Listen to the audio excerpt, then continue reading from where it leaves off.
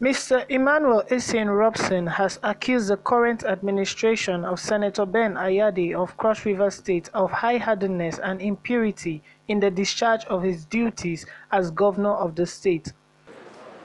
It has come, that moment in time,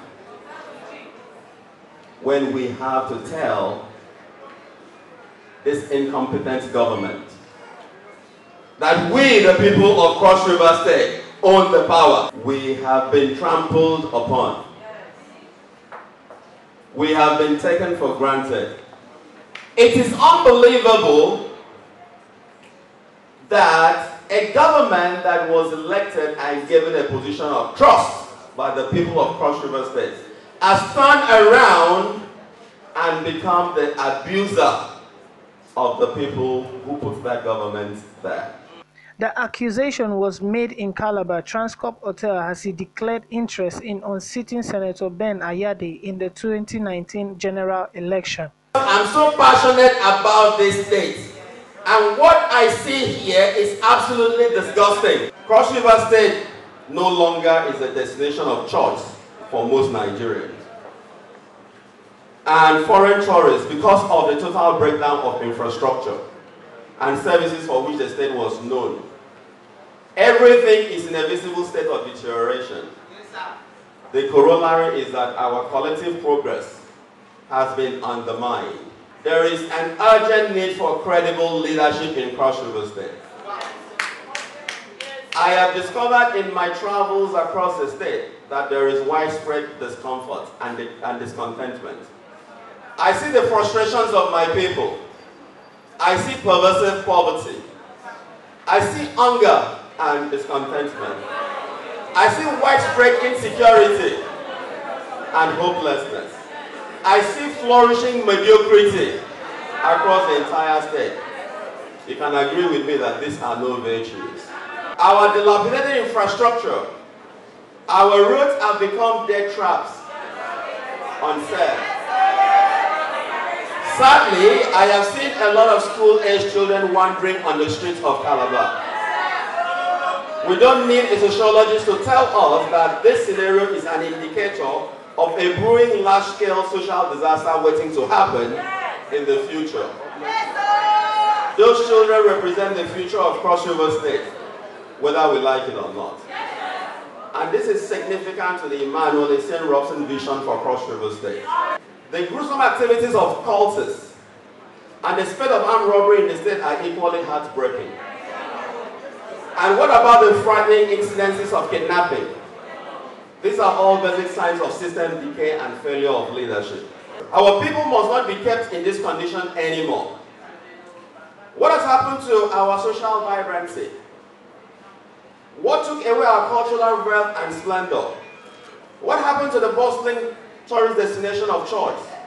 What conditions have degraded our dignity and pride as a people? Our glory must return. We have all been awakened to the rapid devastation of our collective heritage and sense of pride. It is like an encircling contagion. Our economy has been ruined. Our social environment defaced. The Cross River State people have been shortchanged. It is unfortunate that the entire political system of our state thrives on propaganda, outright falsehood, and fake promises. This is even worsened by an unholy level of impunity and high-handedness. Our state is in trouble.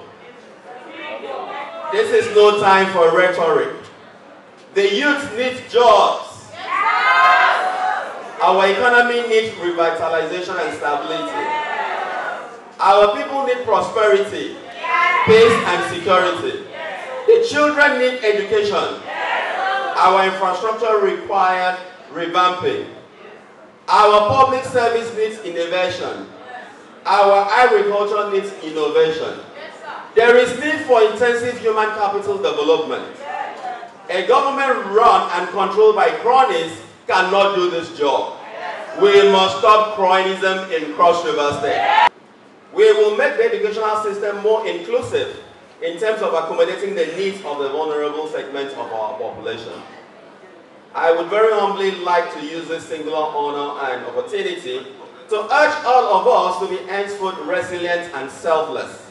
Be inspired by the love and good intentions we all have for our dear state. To work together in promoting the common vision of giving Cross River State a rebate. I call upon all who love Cross River State and the liberation of humanity to stand with us. I recognize the enormity of the sensitive responsibility of bearing the mantle of governance on behalf of our people. And today, I stand ready to work with you to represent and foster the cherished values and integrity of Cross River State people if you give me the chance. I promise you, I will not waste time on what had happened in the past because it will only distract attention from our agenda. We will focus on the future. I pray that by the will and grace of the Almighty God, you will all stand with me to change the landscape of our development positively and give the Cross River State brand a rebate. So ladies and gentlemen, I am glad to announce to you that I am officially contesting for the office of the governorship of Cross River State. Earlier, Alhaji Bola Tinubu, who chaired the inauguration ceremony, maintained that Emma is a good candidate. According to Bola Tinubu, represented by Chief Wilfred Ina. You will be surprised that I'm meeting Emmanuel for the second time now. But the very first time I met him, the full story of who he is was told. And I think he is a good candidate. Many others are also good candidates. And anybody is free to choose whom to support. I was excited by the gentleman who said these powerful prayers. He said something. I'm sure it did not escape the notice of any one of you. He said, as many people as possible should come out and contest. That is very important to me for the reason that we are so far in a PDP state. They are in power. And so, it will be difficult to overthrow them. In order to overthrow them, you have to produce the governor of the state, APC. In doing so, our choice should not be limited.